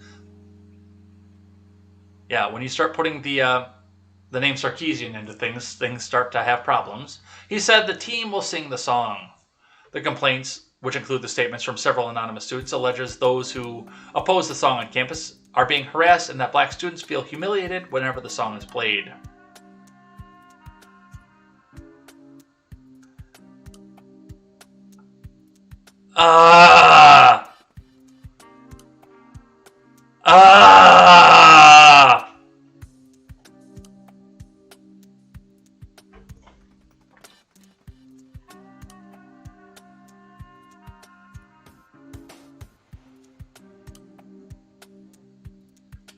Okay then. Well, it's after 9. My spirit is broken. I have no more faith left in the world. So let's do a thing that I like and a thing that I hate, shall we? Alright, so a thing that I like today, you guys probably noticed that producer Pepe's a little bit obstructed today because I brought my new plants out for you guys to see for just a little bit here.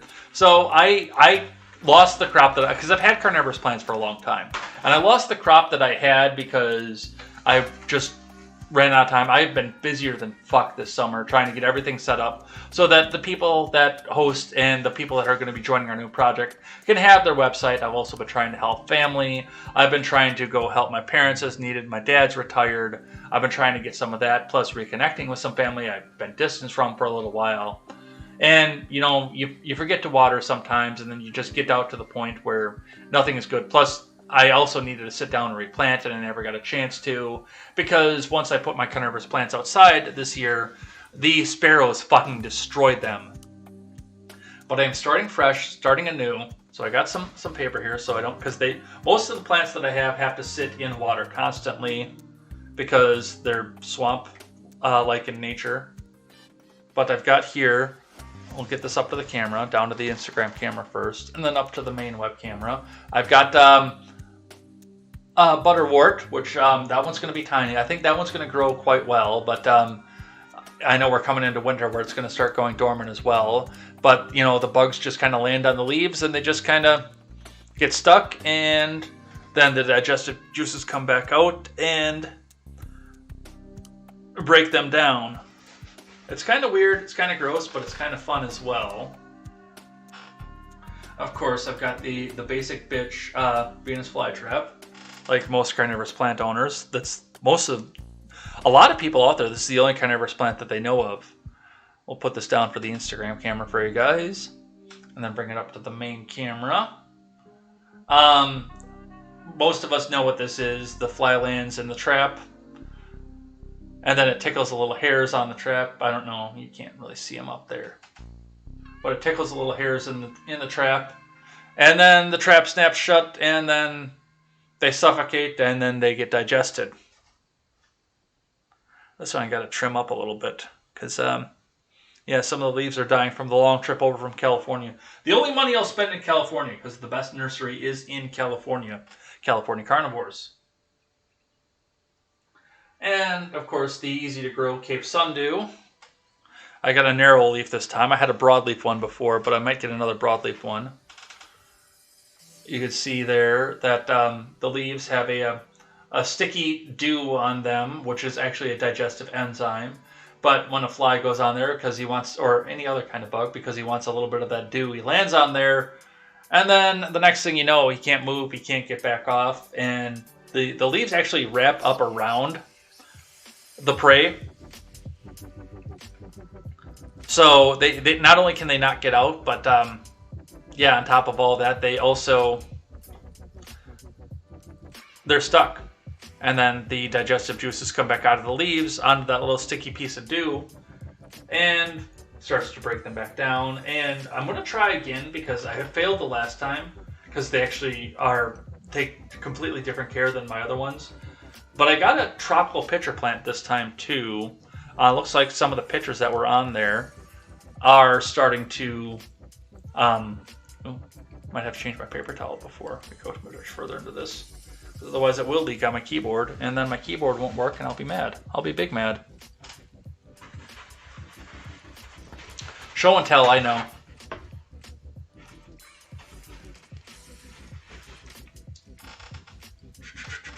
There we go. Get this new one up here. This is the tropical pitcher plant that I have. So a couple of the pitchers are dying off of there, but it looks like we've got some new ones. I failed at my last pitcher plant because the pitcher plants don't stay in standing water like the other ones do. So, and I didn't know that when I started. So by the time I had root rot, it was too late, and I couldn't fix it and save it anymore. But I got this one here. I've got one good healthy pitcher. Let's get this up here for the main camera for you guys. Yeah, and I mean it's pretty obvious what happens there. The pitcher is filled with liquid. The bugs go in. The side is slippery. They get in. They fall in. They can't climb back out. They can't fly back out, and they become lunch.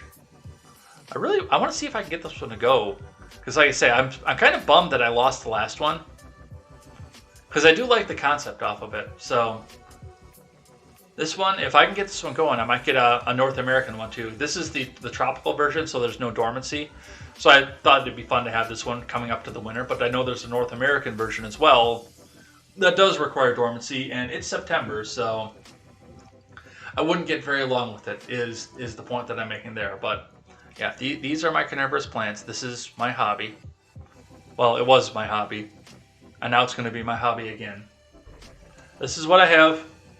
My mom's got a lot more Venus. My mom's actually got a garden full of Venus flytraps for my original crop, which I might go back and appropriate some of, so I can propagate them and get some from my original crop as well. She's actually got my original sundew too. Some babies from my original sundew crop. So I am as well going to see if I can get some of those and get those propagated, because that's a broadleaf sundew. Mine is a narrow leaf. It's just got little tiny little hair-like leaves. She's got some from my original broadleaf, so I'm going to see if I can get some of those down here and propagate it as well, so I can get them planted and see if I can get them to grow. Alright, but that's the thing that I like. Now for a thing that I hate. Reading from the Windsor Star. Let's change the scene back up here. Thank you to Anna Voltis for bringing this to my attention. From the Windsor Star, book burning at Ontario Francophone schools as gesture of reconciliation denounced. So I'm glad that it's denounced. I don't hate that. But I hate the fact that this even happened, that we have come to this point in our society where people think that book burning is okay. When Anna Voltis said this, I said, are you reading Ray Bradbury? Is this Fahrenheit 451? This is from Tyler Dawson. A book burning held by an Ontario Francophone school board has, as an act of reconciliation with Indigenous people, has received sharp condemnation from Canadian political leaders, and the board itself now says it regrets its symbolic gesture.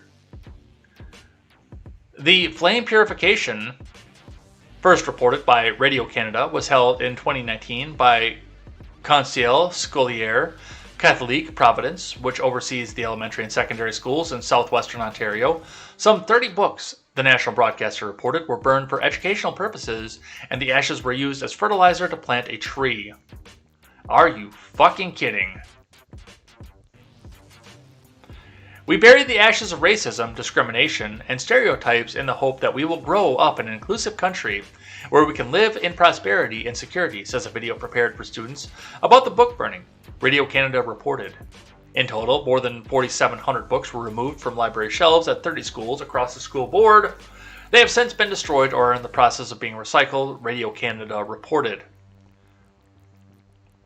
Lynn Cossette, the board spokesperson, told National Post that the board formed a committee and many Aboriginal knowledge keepers and elders participated and were consulted at various stages, from the conceptualization to the evaluation of the books to the tree planting initiative. The project, called Redonnance à la Terre, Give Back to the Earth in English, was intended to make a gesture of openness and reconciliation by replacing books in our libraries that had outdated content and carried negative stereotypes of the First Nations, Métis, and Inuit people. They're literally book burning for wokeism.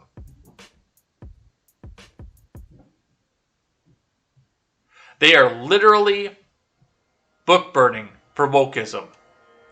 Let that sink in for just a second. And yes, they've apologized and they've been ostracized for it, but they are literally... Somebody in this school district looked at this and said, oh, you know what? This would actually be a good idea. They are book burning for wokeism. All right. And that's it. That's all I have for the day here. Let's change up the track. Let's get out of here for the day.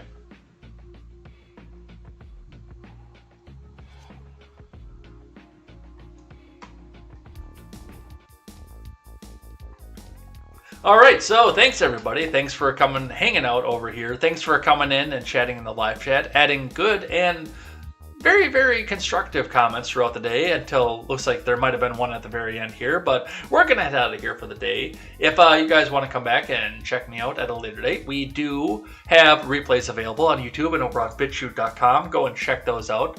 I'm always glad to have people go and check all that back out. You can go check anything linked in the description below. Otherwise, you can come back and join us tomorrow. Tomorrow is episode 400. I don't know if I'm going to do something special or not. I know I have rumors of a possible guest for episode 400 tomorrow, which would be cool because he was my first Twitter follow ever. But we might possibly have a guest for that. So come back and tune in tomorrow morning for more contemporary. Episode 400 tomorrow. Episode 399 in the books today.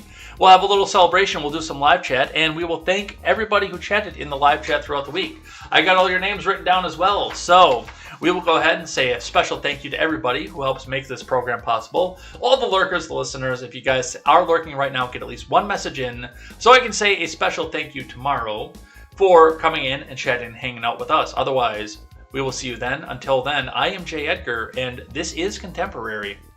Take care.